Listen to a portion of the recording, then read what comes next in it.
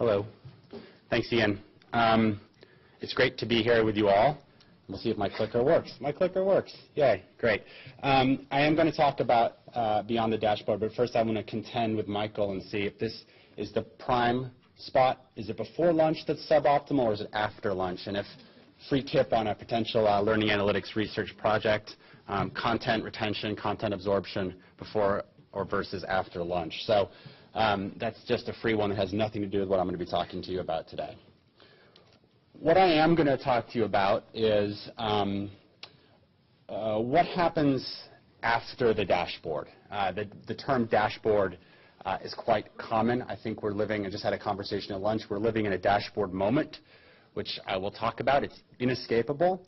But then I want to problematize it a little bit too. So I will ask for your tolerance as I work through some of my concerns about a heavy reliance on a dashboard-only model and talk a little bit about how I think technology has a role in what happens after the dashboard and beyond. As you know from my previous slide, I'm the Director of Student Success for Hobsons.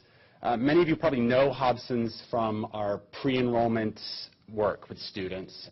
We're most known certainly in this country for that. But we also have a very significant portion of our business that's focused on student success at all levels. I look after our Starfish student success platform, and I will spend about 5 or 6 minutes at the end of this showing you some screenshots and giving you some ideas about how our approach takes the information that's gathered and aggregated in dashboards that we provide and turns it into action and intervention. I will say I will probably be standing on the shoulders of some of the giants that spoke previously. So Sarah, I don't know where she's gone, if she's still here. I will be referring to the Bricks to Clicks report quite a bit. And obviously there's a lot of interesting and exciting activity about this going on right now. So we are in the dashboard moment, certainly. You can't go to a conference like this or a seminar or symposium without hearing the word dashboard and wanting to know who's building a dashboard.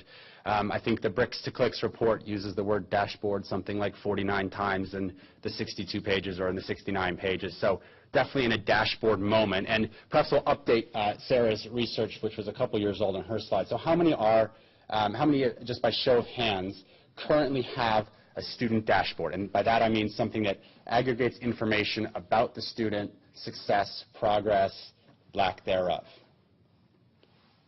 Okay, so I see maybe 10%. How many are actively building one or exploring looking after one?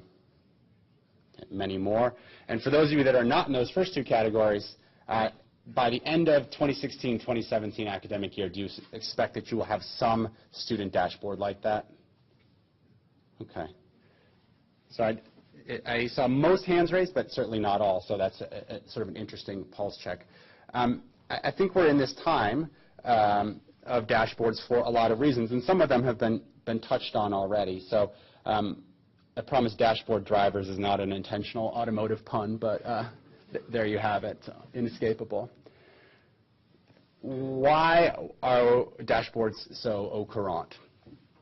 One, and as we've discussed extensively, and I won't belabor the point, we are in an era in which there is no lack of important data to capture and share. Students, as they progress through their journey at all levels, through their increased interaction with a variety of systems and a variety of people, ever larger number of support resources, are throwing off tens of thousands, if not hundreds of thousands, of data points. And having a tool that can make sense of those, provide some data visualization around it, is really significant and really valuable, I think. Sarah mentioned this as well. I promise I'm not going to crib my whole speech from Sarah's. I had the misfortune of going after her. The UK, I'm obviously not from the UK. You've probably all figured that out by now. But I'm from the States. And I will say that I do agree with Sarah in that I think the UK is ahead of the US in terms of having a centralized impetus for data collection, data aggregation, data reporting. Obviously, we have the work of JISC, which I think is driving that. Everyone knows about the TEF, which is impending and causing some consternation. But even aside from those things, I think, in my experience, there's a strong cultural difference about aggregating, communicating, and sharing data, which means that most institutions have quite a bit to actually work with in a way that I don't think U.S. institutions are as advanced. And then, of course, dashboards and the learning analytics that underpin them can generate really interesting and genuine new insights. So a brief pause for an anecdote. Michael mentioned the PAR framework, which comes from the United States. As a very brief bit of background, PAR are a consortium of universities that share data similar to the JISC project, so the connection there is pretty clear. They work with their partner institutions to do some descriptive and predictive and even then prescriptive analytics. And I was speaking to a colleague of mine a couple of months ago, and he said they were working with an institution, he didn't name it, that discovered that they had a major retention problem centered around one module. So students were failing this one module repeatedly, and that was causing them to not have enough credits to graduate. The module was weightlifting. So it was offered as an elective. It was a 1-credit module, and it was cheaper to sign up for this module than it was to join the gym. So students would sign up as a free gym membership or a discounted gym membership. As soon as their schedules got difficult, they would stop going, and therefore they would lose the credit and they wouldn't have enough credits to progress. So it's a different model. It's an American model, but it's certainly a very unexpected insight that can be gleaned from having access to that kind of information and presenting it in an interesting way. And I'll come back to this one, but I want to talk a little bit about now, just speaking to a colleague here at lunch about this. I think dashboards are tempting and appealing because data are easier to manage than people. It's, I think we have a tendency, all of us, to say, well, let's just get all the data together, and we'll present it in a really slick and interesting way, and then we'll just give it to the people who need it, and then all of our problems will be solved. And unfortunately, as I'll talk in a little bit more detail, I think we are missing probably half, if not more than half, the equation if we do that.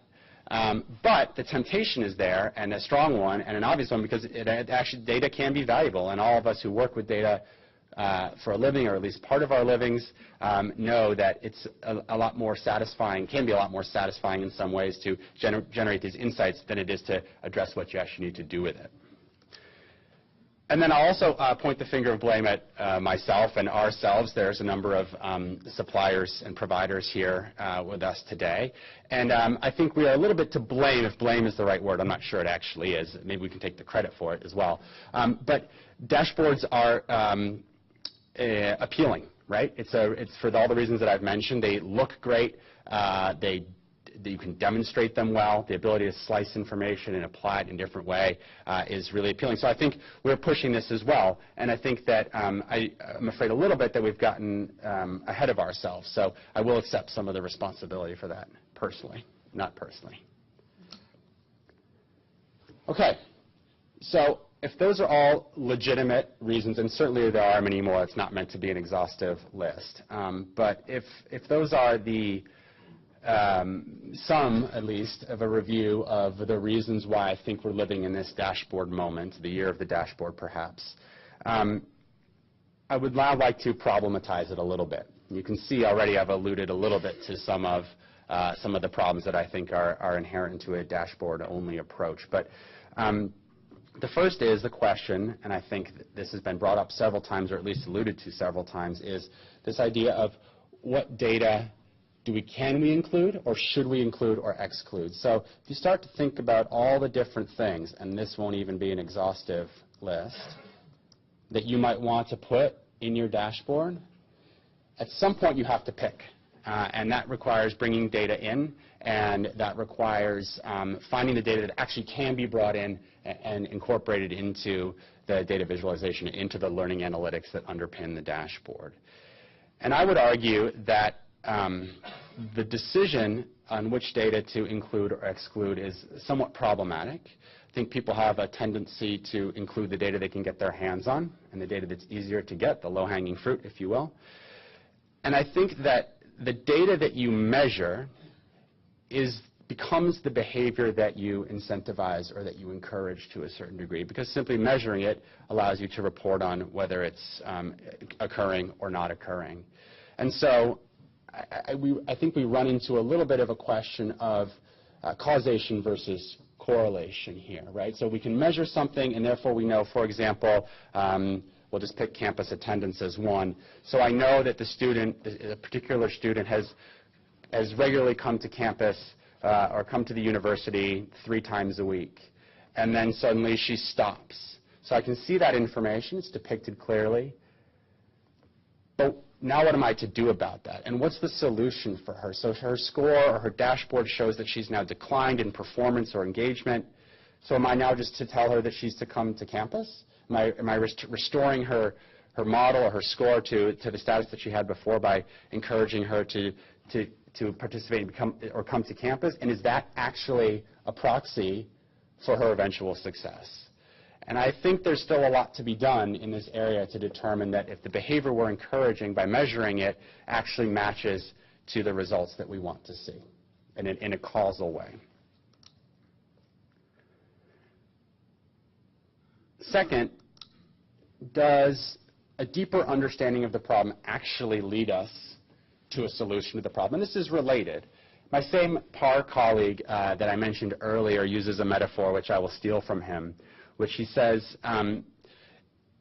if you have learning analytics without context or without a prescription, it's very similar to going to see the doctor with arm pain and getting the world's most advanced and perhaps the world's most expensive MRI that lets you know you have a broken arm, and then walking out of the doctor's office without any treatment plan or any prescription. So you have no idea whether you need to rest it or whether you need to apply a cast or whether you need to do physical therapy.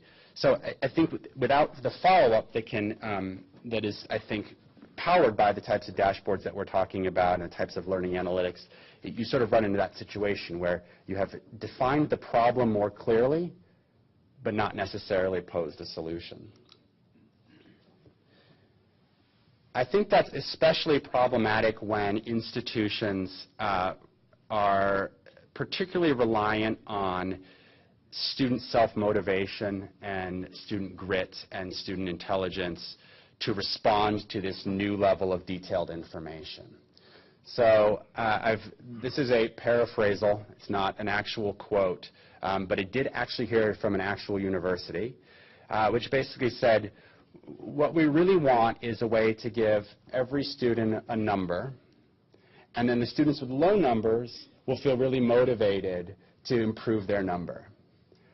So that may work, actually, for certain students. It may work for a higher percentage students of really high-performing students who are extremely prepared, who have always been diligent students. But I would argue that that does not work for the bulk of students, and that giving them just a lot more information about the problem that they're facing is not actually that groundbreaking. And the reason is, for many, many years, hundreds of years, higher education institutions have had what I'll call the original dashboard, which is a way to assess students' performance, share that information with them about how they're doing, and contextualize it against their peers, and that's marks or scores or grades. So I'm obviously being somewhat facetious here. I don't mean to imply that a mark or a score that's been assigned to a student or given to a student is anywhere near as sophisticated a measurement of their engagement or of their performance as a very sophisticated learning analytics tool. But I do think that what this leads us to is the question of how do you contextualize that information. You've now done this excellent work to produce really granular and interesting information, not just about weightlifting modules, but about every student that you have. And how do you present it to the student in a way that allows it to be actionable? So I think this approach and this concept is actually fairly well supported, and I actually have the exact same quote from the Bricks to Clicks report, or at least perhaps the sentence that immediately follows it, which is Sarah spent some time this morning discussing the difference between formative and summative analytics. And she encouraged everyone in this room, and indeed anyone who read the report, to, at this stage of analytics at least, to treat analytics as a trigger for self-reflection on the part of the student, but especially as a trigger for intervention and action on the part of staff. So I think that's a significant and valuable insight from that report. I also think that, and I alluded to this earlier when I was talking about data being easier to manage than people, that people ultimately will make the difference. And what we are talking about when we are talking about helping students succeed, helping students engage, is fundamentally a very human experience. And I don't think we can avoid that. I don't think anybody wants to avoid that. But what this means is that in addition to providing the data and the information and the systems that we are all talking about and have spent the morning and now the afternoon talking about, we also need to be sure that we're thinking about the people side of it.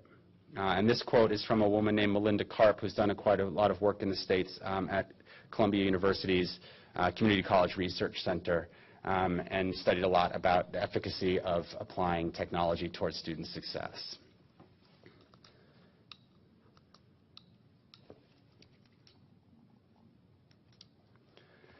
And then pulled out this quote that I saw from one of the leaders of the project at Nottingham Trent, who were featured, and deservedly so, in the Bricks to Clicks report as well, which is, I think, really important, which is to say that it's what happens next. I really like that is significant. And I also really like the idea of this process being somewhat messy and complicated.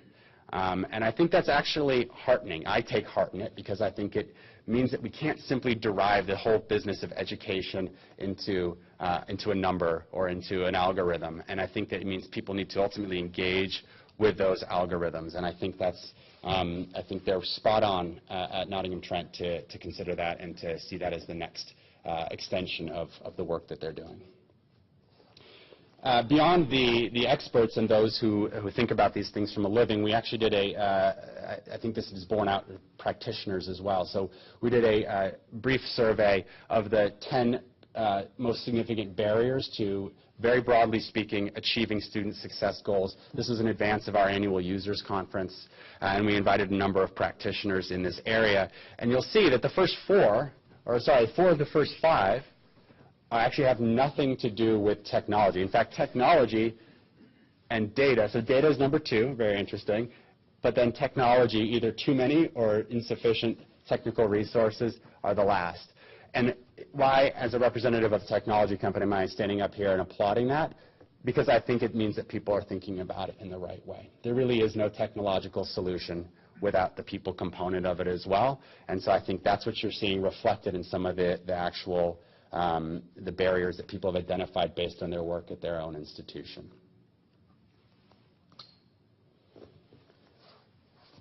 So now what? So I defined the problem a little bit. I gave you a sense of some of the drivers. And now I'm going to suggest a way forward and give you some insight into our approach. But before I do, I want to share this with you. I've once again blocked out the name. Hopefully I got it completely blocked out to anonymize the institution. This is from a workshop that I delivered in Ghent last week, actually, where we asked the participants to take a sheet of paper and draw in the center of it a student, and then around that student to array all of the various resources that were available at their institutions for that student, whether they're technological, whether it was part of a physical plant, a building, whether it was people. It's often people. So you can see lots of different things in there. And then the lines are meant to represent the various ways that those groups are actually connected to one another or need to be connected to one another. It's a messy map. That's my point. This is your visual representation of the messy world of human interaction and human experience as it relates to student success. So in the time I have remaining, I'm going to spend the next 6 or 7 minutes probably talking a little bit about our technological approach for addressing that second half of the equation. And we call it Starfish. It is what I like to call data-driven and action-oriented. So lest you think that I am anti-dashboard, you will certainly see many dashboards in this. So I want to be very clear that I'm not opposed to the dashboard in principle. But what I hope to show you over the next 4 or 5 or 6 screenshots of what Starfish does is how Starfish takes the information in that dashboard and conveys it and translates it into real-world action, into real-world intervention that makes the type of impact that we saw reflected in the quotes that I shared with you previously. So like many of the systems that we've been talking about, or the systems that you will encounter, or even the systems that you're building on your own, Starfish aggregates information from across the institution, from the VLE, from the SRS. Crucially, it pairs that information up with the data that is generated by the users of the system, whether they are academics or professional services or team leaders, and especially critically, the students themselves. And the others is meant to be a stand-in for all the varied other systems that you might want to bring in to present a holistic picture of the student. We take all that information and we put it into a student folder. You will see, I will give the same caveat that Michael did. You'll see some American information here. These are American screenshots, but all that data information is customizable as well. As I said, as I promised, dashboard. So a very little small bit of data visualization here in the student folder. Student folder is what we call this, and really it is that digital representation of putting the student at the center and connecting all the various pieces that you may aggregate and that you may want to inform your active participation or your colleagues' active participation intervention with those students in one spot. You can see actually across the top, so the tabs below here, we start with overview, are informational. But the buttons above those are actions. So you can see they tend to be, if they're not verbs, then at least they come from verbs, right? So a referral or a to-do or assigning a success plan, which is a series of steps. And those are all connected right to the student, right from the student folder. So as a practitioner or as someone working with the student, I can very quickly take the action that I want to that's going to make a difference for that student. I can also work with much larger groups of students, and I can very quickly identify and create on the fly groups of those students. So in the same way that I can work with just the student that we saw previously, whose name is Lexi, I can find Lexi and all her peers and make them peers by applying some sophisticated filters. So I might say, for example, show me all the nursing students who have been referred to the Academic Success Center but haven't had a meeting that's been recorded in Starfish in the last 2 weeks. And then I'm going to take action with all of those students. I'm going to send them all the same note, or I'm going to assign them all a success plan, or I'm going to re-refer them. So I can work efficiently with large groups of students based on cohorts that I'm building on the fly.